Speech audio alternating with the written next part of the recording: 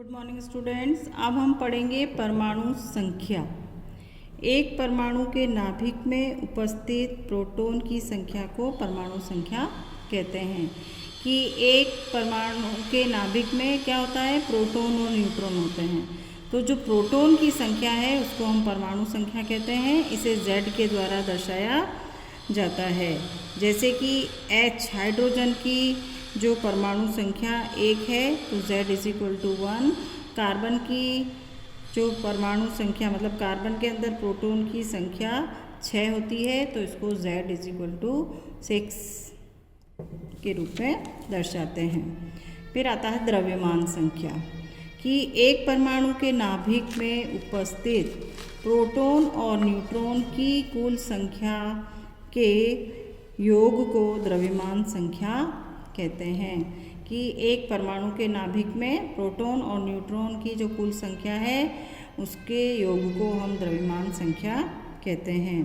जैसे कि कार्बन का द्रव्यमान कितना है, 12 इकाई होता है। इसमें 6 प्रोटॉन 6 न्यूट्रॉन है तो 6 + 6 12 जो है यूनिट इसको कहलाती है।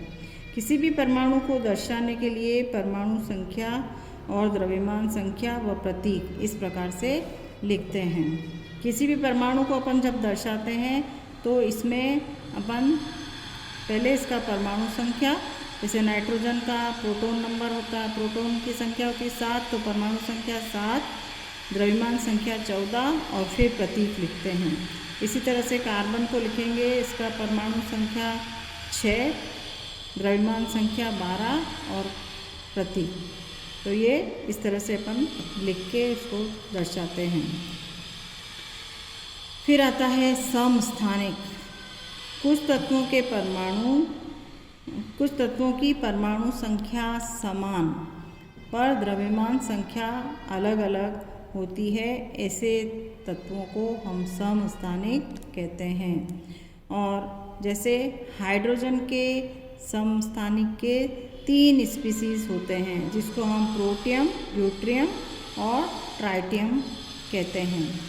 प्रोटियम, ड्यूट्रियम और ट्राइटियम बोलते हैं। तो प्रोटियम में क्या होता है, प्रोटॉन संख्या 1 होती है और द्रव्यमान भी 1 है क्योंकि प्रोटियम के अंदर न्यूट्रॉन नहीं होता है। तो इसको हम किस प्रकार से दर्शाएंगे, 1H। फिर ड्यूट्रियम, प्रोटॉन की संख्या 1 है तो परमाणु संख्या 1, द्रव्यमान संख्या 2 क्योंकि इसमें न्यूट्रॉन की संख्या भी 1 होती है तो इसको D से या H से ही दर्शाते हैं। फिर ट्राइटियम, ट्राइटियम में जो है अपन 2 और 1 है ना, ये देखो ट्राइटियम जो है वो 1 और 3 और इसको T से दर्शाते हैं। एक प्रोटॉन संख्या 1, न्यूट्रॉन संख्या 2 तो 1 + 2 3 हो गई द्रव्यमान संख्या और इसको T से दर्शाते हैं या फिर इसका प्रतीक चिन्ह H जो है उसे दर्शाते हैं। तो इस प्रकार से समस्थानिक वो है जिनकी परमाणु संख्या समान पर द्रव्यमान संख्या अलग अलग होती है। इसमें परमाणु संख्या समान और द्रव्यमान संख्या, जैसे कार्बनिक का समस्थानिक है तो कार्बनिक के समस्थानिक में कार्बन 12 और 14 होते हैं तो 6 और 12 और 6 और 14 तो इसमें 6 जो है परमाणु संख्या होगी, द्रव्यमान संख्या 14 है तो इसका मतलब कि इसमें जो न्यूट्रॉन की संख्या होगी वो 8 होती है। तो 6 प्रोटॉन की संख्या और 8 न्यूट्रॉन की संख्या। फिर इसी तरह से क्लोरीन जो है वो 17, 35, क्लोरीन 35 और 37 समस्थानिक है तो 17 तो उसका क्या है परमाणु संख्या और 35 उसका द्रव्यमान संख्या और 17 परमाणु संख्या और 37 द्रव्यमान संख्या, मतलब कि अलग अलग होती है। फिर आता है कि समस्थानिकों का अनुप्रयोग। कि कुछ समस्थानिक जो हैं उनको हम अपने दैनिक जीवन में उनको काम में लेते हैं। जैसे यूरेनियम का एक समस्थानिक का प्रयोग परमाणु भट्टी में किया जाता है और कोबाल्ट के समस्थानिक का प्रयोग कैंसर के उपचार में किया जाता है और आयोडीन के एक समस्थानिक का प्रयोग जो है वो घेंगा रोग है ना, गलगंड रोग के उपचार में, गोइटर के उपचार में किया जाता है। फिर आते हैं समभारिक।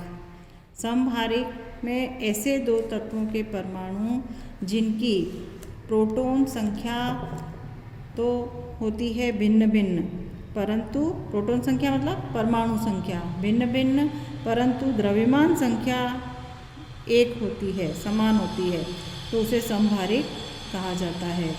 जैसे कि कैल्शियम की परमाणु संख्या 20 और ऑर्गन की परमाणु संख्या 18 होती है, परंतु इसका जो परमाणु द्रव्यमान है वो दोनों का 40 होता है। दोनों की परमाणु संख्या अलग अलग है लेकिन द्रव्यमान सेम होता है, तो ऐसे तत्वों को हम समभारिक कहते हैं जिनका द्रव्यमान समान होता है।